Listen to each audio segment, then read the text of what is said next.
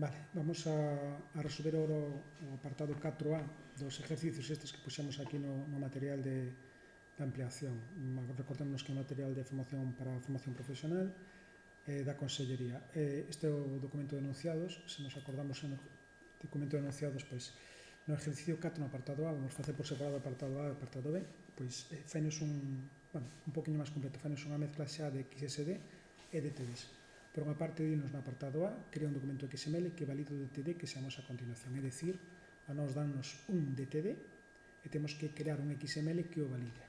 A idea de todo isto é, pomos unhas condicións a maiores, hai que crear o XML tendo en conta que os nomes e apelidos deben ter como moito 50 carácteres, póñenos unhas condicións que teñen que cumplir os XML. Crear un grupo de atributos para nombres. Ponos unha serie de condicións que hai que facer. O número de expediente ten 3 e 4 dígitos, o NRP debe comenzar por 3 e 4. Entón, co XML que valide con ese DTD, esa parte é fácil, pero a continuación o que temos que facer é crear un esquema XSD que nos valide ese XML. É dicir, temos un DTD, necesitamos crear un XML para que valide con este DTD e despois, tendo en conta o DTD e tendo en conta as condicións que nos poñen aquí, crear un XSD que nos valide ese XML. Vamos a ir directamente xa á parte do código. A nos dinos no apartado A que temos un DTD deste estilo. Temos un DTD, é o que nos poñen no material que nos dan de inicio, un DTD, número de expediente, onde temos un instituto. Se nos acordamos, o DTD instituto significa que temos un alumno, un profesor, unha sera que a combinación de atrás debería estar por menos unha vez, pero pode haber máis. Depois temos o elemento PCData, temos os atributos do alumno, que é número de expediente, nome, apellido 2. Acordámonos que en DTD só podíamos dar certa información, pois CData, basicamente símbolos e letras e números. Temos o elemento profesor tamén PCData e temos os atributos do profesor, co seu número de registro personal, nome, apellido e poucas máis condicións podíamos facer. Se eu quero crear un XML que me valide isto, pois podría ser algo deste estilo. Podemos empezar, teño un elemento instituto, fixadevos que, este está validado co XSD, deixando ver onde teño este de aquí.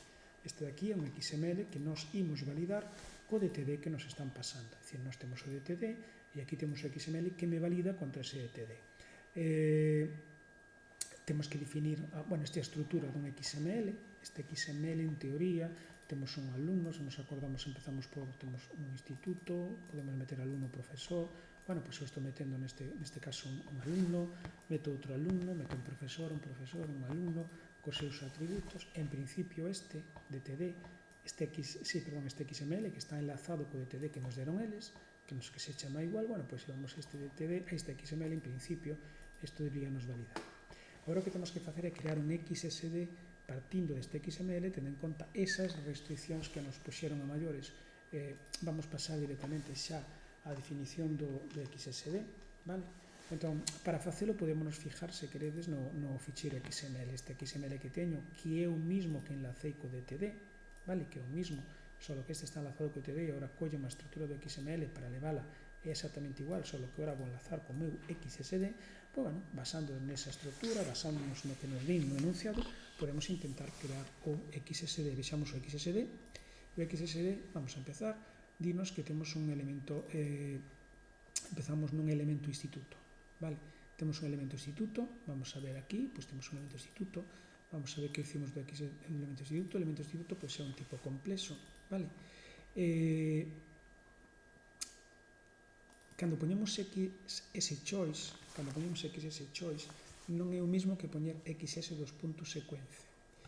Isto choice significa que podemos elixir, pode haber alumnos, pode haber profesor, pode haber alumno, pode estar en distintos órdenes e, ademais, se esta propiedade non estivese, significaría que eu tiña que elixir que viñese un alumno ou que viñese un profesor. Unha das cousas, é dicir, que houvese un alumno ou un profesor, non as dúas cousas, nin moito menos repetirse. Se eu puxese unha secuencia e isto desaparecese, significaría que teria que vir un alumno e despois teria que vir un profesor. Se poño un choice, significa que podo elixir alumno ou podo elixir profesor, pero teño max ocorrencias on both, entón significa que as podo elixir as veces que queira.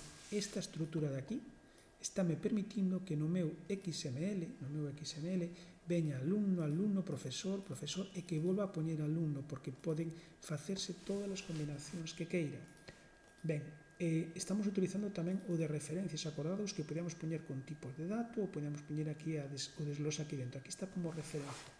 É dicir, estou dicindo que no meu instituto poden vir elementos alumno ou elementos profesor. En algún lado terei que dicir que son eses alumnos e eses profesores, entonces eso fago aquí abaixo onde defino o elemento alumno. Vou a cerrar.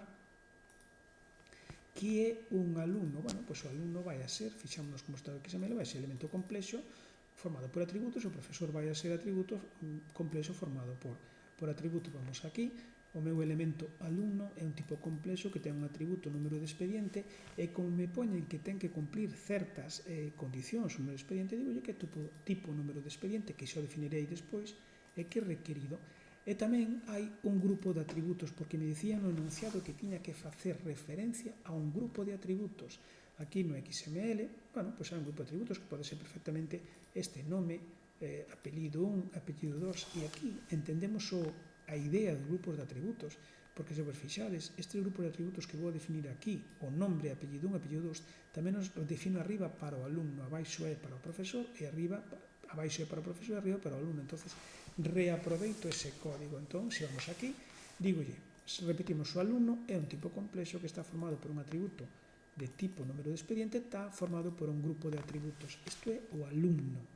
Teño que definir quen é o profesor. O profesor vai ver que é a mesma lógica. O profesor vai a ter un atributo número de registro personal, vale? Vamos ter un atributo número de registro personal que será tipo número de registro personal, que as condicións que teña que ser e que é obligatorio, e volve a ter un grupo de atributos nome. Fixadevos onde está a ventaxe de traballar con atributos, que non teño que definir dúas veces os atributos, é dicir, eu defino, fago referencia a un grupo de atributos.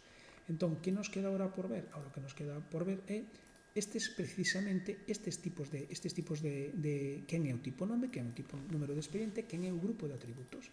Entón, como defino o grupo de atributos? Recordo, estou facendo referencia a un grupo de atributos, terei que definilo xa fora do propio elemento. O grupo de atributos, grupo nombre, está formado por un atributo nombre, un apellido 1, apellido 2, e fixados outra vez no mismo, que lle digo que é un tipo de dato, tipo nome, tipo nome, tipo nome, porque me mandan unhas condicións no enunciado que teñen que cumplir tantos nomes, apellido 1, apellido 2, pois defino como tipo de dato. Isto é para definir o grupo de atributos. Este tipo de nome, definímolo aquí abaixo, é un tipo de dato novo. Que me di que é o tipo de nome? Bueno, se ledes as instruccións, está dicindo, defino o elemento tipo nome, é un string, a máxima longitud que permite 50. Isto significa que o patrón ten que vir unha letra mayúsculas ou as mayúsculas con acentos e despois ten que vir unha ou máis veces a combinación de atrás. E a combinación de atrás é un espacio, unha letra entre A e a Z mayúsculas ou unha A entre A e a Z minúsculas ou os acentos. Entón, é que se pode repetir varias veces. Que quero que fagas cos espacios? Acordados que había unha opción que era preserve, outros que os colapsase. Bueno, pois aquí teño con colapse, porque mo deben decir no enunciado.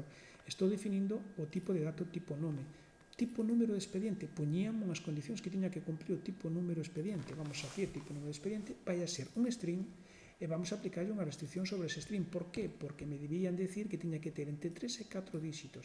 Isto representa un dígito, entre 3 e 4 dígitos. Con isto estou quedándome con todos os strings e desos, para que cumplan o patrón, ten que ser entre 3 e 4. Cerramos o tipo de expediente, tiñamos outro tipo de dato que era o tipo NRP. Bueno, que significa isto? No meu registro personal, se desglosamos, vai ser a mesma lógica. Teño unha restricción onde me din teñen que vir entre 3 e 4 dígitos e despois teñen que vir en mayúsculas entre a e a E, bueno, un dígito entre a e despois outra vez outros 3 dígitos. Entón, con isto estamos definindo un XSD que nos valide o XML que nos temos aquí. Temos por unha parte o mismo XML que neste caso de aquí está enlazado co meu DTD que me facían, que me pasaron, donde eu cumplo, os meus valores e este valida, e teño o mesmo XML agora enlazado co ficheiro XSD que acabo de facer, que me sirve para validar este ficheiro XSD. O apartado B do enunciado este é a mesma lógica de exercicio, a mesma lógica. é o mismo, cambia un poquinho os parámetros, pero é a mesma. Entonces vamos a botar un vistazo rapidiño, crear un XML que valido o DTD que usamos a continuación e elaborar o esquema XSD, é exactamente a mesma lógica, teño un DTD, teño que facer un XML que valide isto e despois, claro, no XSD temos que facer o XSD que me valide ese XML, pero no XSD xa vamos poder meter moitos máis registros, porque os XSD son moito máis, máis específicos, podemos detallar moito máis. Se vamos aquí xa a situarnos neso, temos un ficheiro o DTD que me pasa no enunciado, un elemento música, isto que significaba asterisco é que o de atrás pode estar ou non estar, e que significa que este o de atrás ou non este, pois que ven un elemento CD ou ven un elemento músico, un ou moitas veces. Un elemento CD empty, vacío, ten un atributo, o CD ten un atributo título, ten un atributo ano, ten un atributo intérprete, nm tokens, cdata, o elemento músico ten un nombre artístico, tipo que pode non estar, instrumento que pode tocar varios instrumentos, nome artístico, tipo, etc.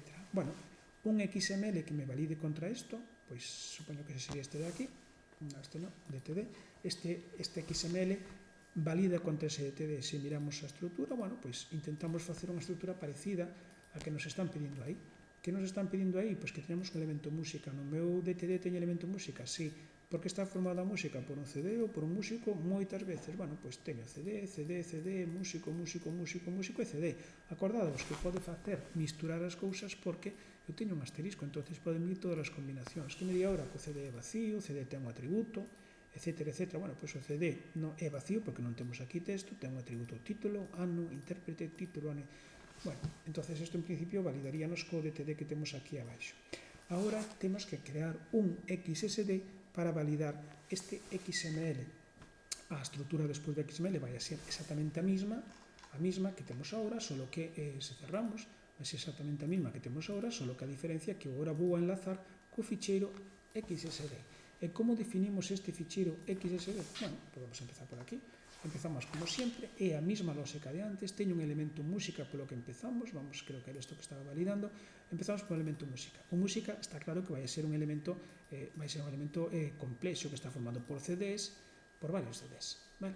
Fixámonos como está aquí, cando cerro isto temos o elemento música e dentro está elementos CDs, temos varios CDs. Ben, entón vamos outra vez ao XML, onde estabas, temos un elemento música, vamos a ver a estrutura de música, que me di? Pois é un elemento complexo, vale? Un elemento complexo formado por que?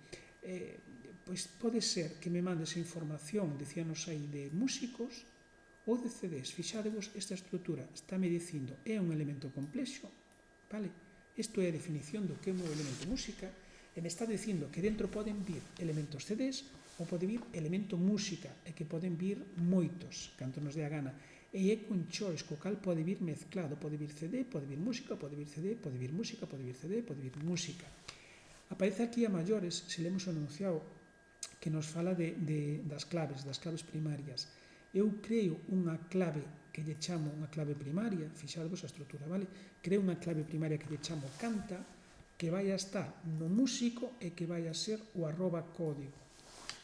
É dicir, vamos a ver, chamolle canta, vamos ao selector músico, entonces vamos ao noso XML, que debe de ser este, vamos onde está músico, vale? Aquí dentro de músico temos o código do músico, home, supónse que non poderemos repetir os códigos de músicas, pensamos que é como se fose o ID, o DNI dunha persona. Bueno, pois, en músico, o atributo que é único é o código. Entonces, con isto estou creando unha clave primaria no elemento canta sobre o atributo @código. Se o trasladáramos a unha base de datos sería, teño unha tabla de cantantes, bueno, pois o código do cantante é o atributo único, a key, a clave primaria.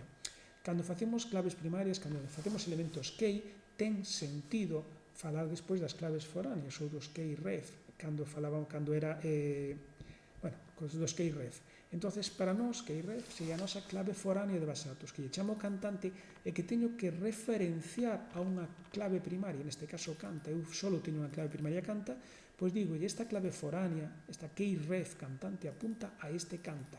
Donde a vou a localizar? No CD, en que elemento, en que atributo? En intérprete. Parece que ten sentido, vamos ver aquí. eu cando tea facendo os músicos xa sei que o código do músico ten que ser único, porque o músico non se me pode repetir. É dicir, non podo ter músicos distintos cos mesmos códigos, ten sentido, pero cando meto o CD e faga intérprete, o intérprete deste CD, o intérprete deste CD, o intérprete deste CD, ten que ser un dos que teño definido. É dicir, eu non vou poder ter CDs no meu sistema donde os cantantes ou intérpretes sea un distinto dos que teño aquí.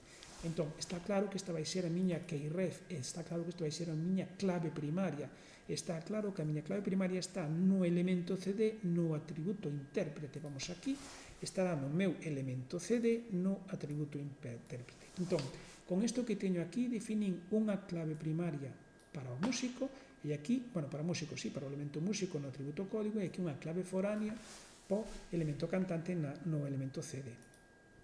Perdón, no CD. Unha vez que temos definido eso, o resto xa é trasladar os elementos que dixen porque estaba formado o meu elemento. Está formado por CDs e por músico. Bueno, pois vamos aí. Un elemento CD, que medido o elemento CD? O elemento CD é un tipo complexo que ten un atributo ano, título, intérprete, e aquí, igual que antes, poñemos o tipo de dato, neste caso poño string porque vai ser só un nombre, aquí string porque vai ser só un nombre. Temos o elemento músico, no elemento músico o mismo, vai ser un elemento complexo, que é unha secuencia de nome artístico, de tipo e instrumento. Aquí vou definir un tipo de dato, tipo músico. Que máis temos? Temos o elemento músico, temos o elemento CD, temos bueno, isto xa fixéramos antes, músico CD, e aquí abaixo defino os tipos de datos. Temos un elemento tipo de ano que me di que é un string, que ten que ser do 1900 ou do 2000, entonces, isto tamén representando 19 ou 20, é dicir, primeiro ten que vir un 19 ou un 20, despois ten que vir un número entre 0 e 9 e outro número entre 0 e 9, para poder montar 1999 ou 2004. Isto dime o tipo de dato. Este é unha definición dun tipo de código, onde me din que é string, unha letra mayúscula, unha letra mayúscula, unha letra mayúscula e despois un número, e despois entre 2 e 3 dígitos. E abaixo para tipo de música, o mismo. Un tipo de músico e unha restricción sobre ese string que ten unha serie de valores. Entón, con isto quedaría máis ou menos listo o enunciado este. Recordade, a nós se nos dan un DTD, sacamos un XML para validar con este DTD, unha vez que temos o XML para validar con ese DTD, vamos facendo caso do que nos mandan no enunciado para crear un XSD que nos valide con ese DTD, con ese XSD, perdón.